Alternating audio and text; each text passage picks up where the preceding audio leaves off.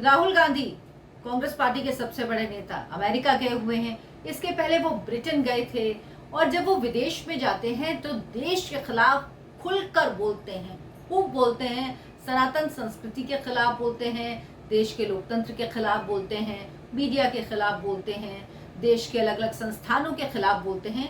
ये राहुल गांधी का शगल हो गया, ऐसा लगता है। उन्हें लगता है कि ये बातें देश में कोई सुनेगा नहीं, तो बाहर जाता हूँ, वहां बोलता हूँ, वहां से यहाँ पे ज्यादा सुनेंगे। और बाहर बोलकर जब आप देश को नीचा दिखाने की कोशिश करते हैं तो उसमें राहुल गांधी को शायद ज्यादा मजा आता है। तो राहुल गांधी अमेरिका में है, अमेरिका में नफरत के बाजार में मोहब्बत की दुकान लगा रहे हैं। अब राहुल गांधी और उनके रणनीतिकारों को कौन बताए कि भाई मोहब्बत दुकान में बिकने वाली चीज नहीं है, तो मोहब्बत की दुकान कैसे हो सकती है। नमस्कार, बहुत बहुत स्वागत है आपका। आप देखना शुरू कर चुके राष्ट्रपथ, आपके साथ मैं हूं अर्चना सिंह। तो अमेरिका में राहुल गांधी की नफरत के बाजार में मोहब्बत की दुकान लगी है, लेकिन राहुल गांधी को ये समझना होगा कि मोहब्बत दिल में होती है, मोहब्बत महसूस की जाती है। मोहब्बत बाजार में बिकने वाली चीज नहीं। बाजार में तो गिव एंड टेक होता है। आप पैसा देते हैं, कोई सामान खरीदते हैं, तो बाजार में मोहब्बत नहीं बिकती। ये बात ना राहुल गांधी समझते हैं ना उनके रणनीतिकार। राहुल गांधी अमेरिका के सैन फ्रांसिस्को के बाद वॉशिंगटन डीसी में नेशनल प्रेस क्लब में मीडिया से बात कर रहे थे।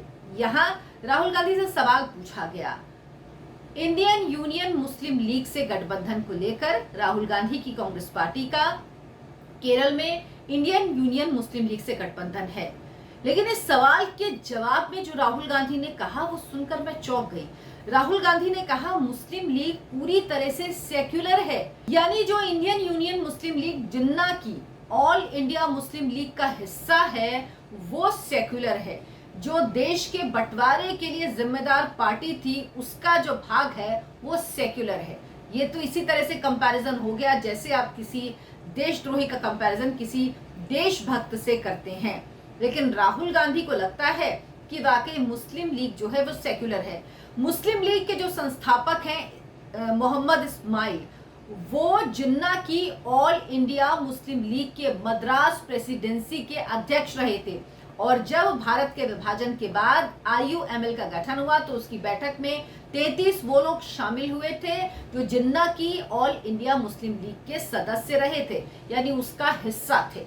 लेकिन मुस्लिम लीग सेक्युलर पार्टी है राहुल गांधी के हिसाब से, और उनको बीजेपी RSS सेक्युलर नहीं लगती। उन्हें लगता है कि सारा ठीक रहा, इनके सर फोड़ दो, ये देश में विभाजन पैदा कर रहे हैं, जबकि देश के विभाजन के लिए जो जिम्मेदार पार्टी है वो उनकी नजर में सेक्युलर है।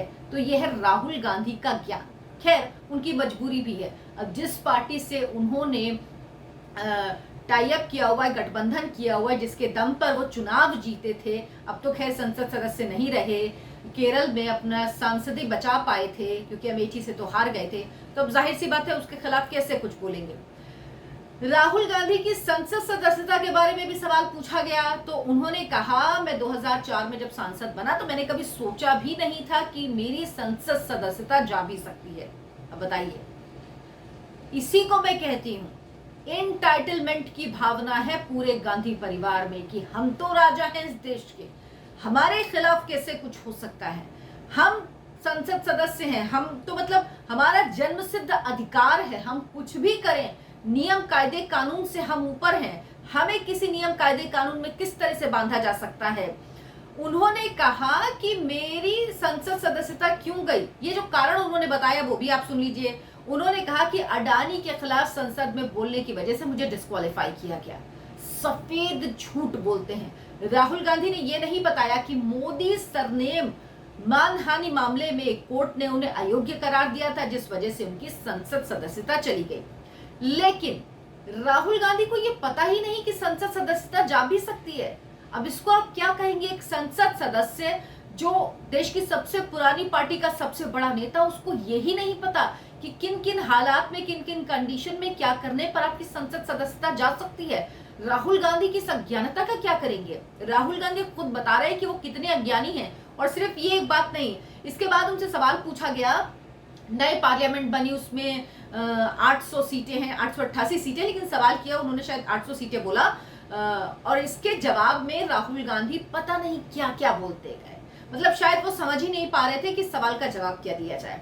फिर वो घूम फिर के आ गया, जो उनका एक होता है, जो कहते हैं कि महंगाई, बेरोजगारी, इनसे ध्यान हटाने के लिए ये नई पार्लियामेंट बनाई गई है। राहुल जी, नई पार्लियामेंट क्यों बनाई गई आपको पता नहीं है। 828 का आंकड़ा क्यों रखा गया ये आपको पता नहीं है। 2026 में देश में परिसीमन होना है। 543 अभी संसद सदस्य हैं इन लोकसभा के, इनकी संख्या बढ़ेगी, इनकी संख्या बढ़ेगी तो ज्यादा बैठने की जरूरत होगी। उन्होंने उसमें भी अपना तमाम ज्ञान दे दिया, लेकिन उनको परिसीमन आयोग है देश में, मुझे तो ऐसा लगा उनको इसकी जानकारी ही नहीं है।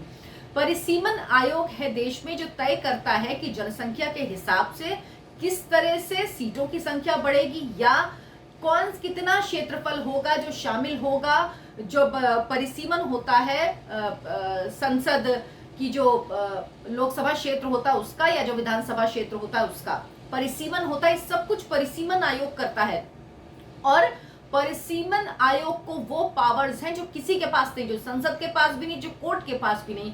परिसीमन आयोग जो तय करता है वो अंतिम होता है, कोर्ट भी उसमें फेरबदल नहीं कर सकता। संसद को उसको जस का तस पास करना होता, वो उसमें कोई बदलाव जरा सा भी नहीं कर सकती है। परिसीमन आयोग को इतनी शक्तियां प्राप्त हैं, तो इसमें सरकार कहां से आ गई? इसमें सरकार कुछ कर ही नहीं सकती, कोई भी सरकार हो, किसी भी सरकार के हाथ में ये है ही नहीं। लेकिन अब राहुल गांधी को जानकारी हो तो वो इस बारे में सोचें। दूसरी बात, पार्लियामेंट की नई बिल्डिंग की जरूरत थी राहुल गांधी को, ये भी नहीं पता, क्योंकि वो कितना सदन में जाते हैं, जाएंगे तो जानेंगे। पार्लियामेंट की जो बिल्डिंग है वो सिस्मिक जोन में आती है और ये बिल्डिंग भूकंप रोधी भी नहीं है। किसी दिन अगर भूकंप आया तो बहुत खतरा है। वहां पर संसद सदस्य बैठते हैं, साथ ही उस बिल्डिंग की हालत इतनी खराब कि अब उसमें रिपेयरिंग भी नहीं हो सकती, उसका नक्शा भी नहीं है। उसमें जब उसको जब सेंट्रली एसी किया गया या जब डिजिटली चीजें लगाने के लिए उसको तैयार किया गया तो बहुत सारी चीजें हुई जिससे दिक्कतें आई। और ये कह एक्सपर्ट कमेटी ने ये कहा, किसी राजनीतिक दल ने नहीं कहा, सरकार ने नहीं कहा कि ये बिल्डिंग खतरनाक है, इस बिल्डिंग को बदला जाना जरूरी है और ये बहुत जरूरी था। राहुल गांधी को बताना चाहिए 55 साल में किसी कांग्रेस की सरकार ने क्यों कभी नहीं सोचा कि नई संसद की बिल्डिंग बनना चाहिए। लेकिन राहुल गांधी पॉजिटिव चीजों में नहीं बोलते। राहुल गांधी ऊपर से राहुल गांधी ने मजाक उड़ाया, उन्होंने कहा कि I don't understand lying down, मतलब प्रधानमंत्री ने जो दंडवत किया, साष्टांग दंडवत का मतलब राहुल गांधी को नहीं पता। ही सेड, उन्होंने कहा कि I am not lying down, you are not happy, मतलब मैं नहीं लेटा हूं, आप खुश नहीं है। उनको पता नहीं कि शाश्वत दंडवत क्या होता है सनातन में, उन्हें इस बात की जानकारी ही नहीं। वो अपना ज्ञान दिखाते हैं, जितनी बातें कर रहे हैं उतना उनका ज्ञान दिखता है। उनको पता ही नहीं है कि सबमिशन क्या होता है होली पावर के सामने, वो समझते ही नहीं, वो जानते ही नहीं ये चीज। इसीलिए वो सनातन का मजाक उड़ा रहे हैं, वो मुस्लिम लीग को सेक्युलर बता रहे हैं, वो पार्लियामेंट की बिल्डिंग का मजाक उड़ा रहे हैं। देश के गौरव गरिमा की जो चीजें हैं उनसे राहुल गांधी को परेशानी होती है। राहुल गांधी ऐसी बातें कहते हैं जिनका मतलब उनको खुद पता नहीं होता, जानकारी का सख्त अभाव है उनमें। उनको जानकारी लेकर तब ये बातें करनी चाहिए, इसीलिए बस वो अनाप शनाप कुछ भी बोलते रहते हैं।